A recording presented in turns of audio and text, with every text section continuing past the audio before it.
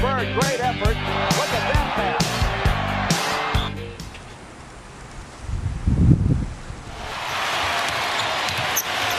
Here's to Posey. Posey for three. Knocks it down. 14 for the 10. Out to Ray Allen. Good look for three. It's good. Celtics pouring it on. A team soon to be raised to the rafters.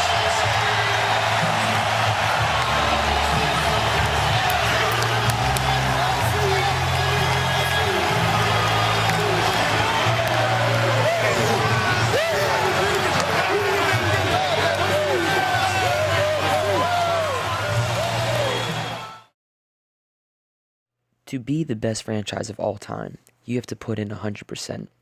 Sometimes putting in 100% leads to injuries, and in that case, the teams need a physical therapist. Ball's life.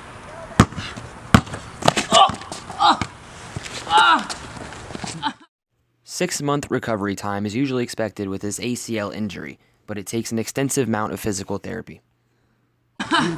Coach, I can't walk. After his surgery, we start the rehab process.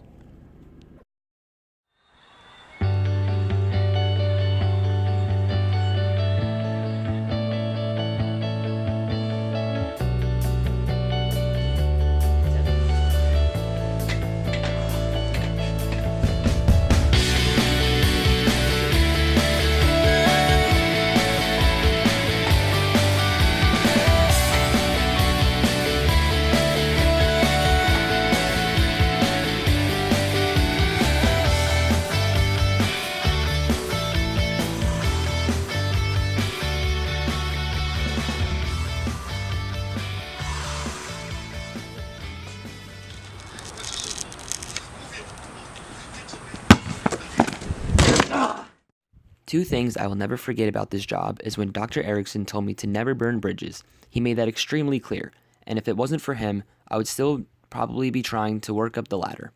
Another thing he told me was that you will create bonds with staff and athletes. He said that these friendships will last forever, and I couldn't agree more. Good session today? Yeah, man. Yeah, I heard you're the youngest NBA physical therapist. Is that true? It is. Man, that's crazy. And it's even more crazy because, you helped me back 100%. My ACL's good now. Man, I was talking to my son about the other day, and he told me he looks up to you, more so than me. He wants to be like you when he grows up. So, how'd you do it?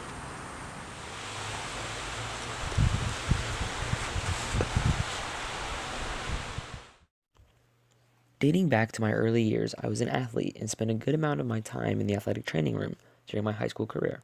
I had a very fragile body. I started to grow an interest in the rehab process and soon found myself in the athletic training room even when I was healthy, just to learn and watch how athletic trainers work. In starting junior year, I was selected to be a student athletic trainer. I took a class on basic human health, and we were required to work practices and games for our school sports teams. Once senior year came around, I was selected to be in the top-notch, highly selective program for student athletic trainers. In that program, we learned all about different types of sports medicine. It was there that I realized that I really wanted to be a physical therapist.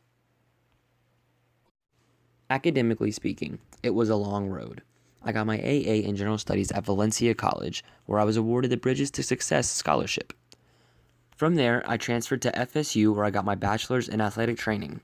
Preceding that, I got my PhD in physical therapy from the University of North Carolina at Chapel Hill. Upon graduation, I took my certification exams in athletic training, physical therapy, nutrition, and personal training, so that I could become a licensed practitioner and get a job. And now, I help prevent injuries by stretching and taping before games. I also am responsible for the rehabilitation process for each player. I give each player their own specific diet to follow throughout the season and off-season, and during the off-season, I train each player with intense workouts. All of the schooling put me in debt by about $100,000.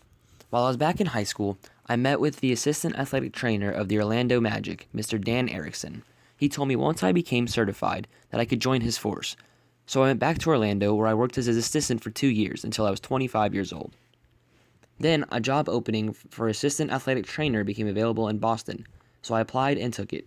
3 years later, Ed Lasseret retired, who was the Celtics' head athletic trainer for over 35 years, and I was promoted to head athletic trainer where I am now. So tell your son, when he becomes certified, he's a guaranteed spot on my staff. Now that the players are back at 100%, it's game time.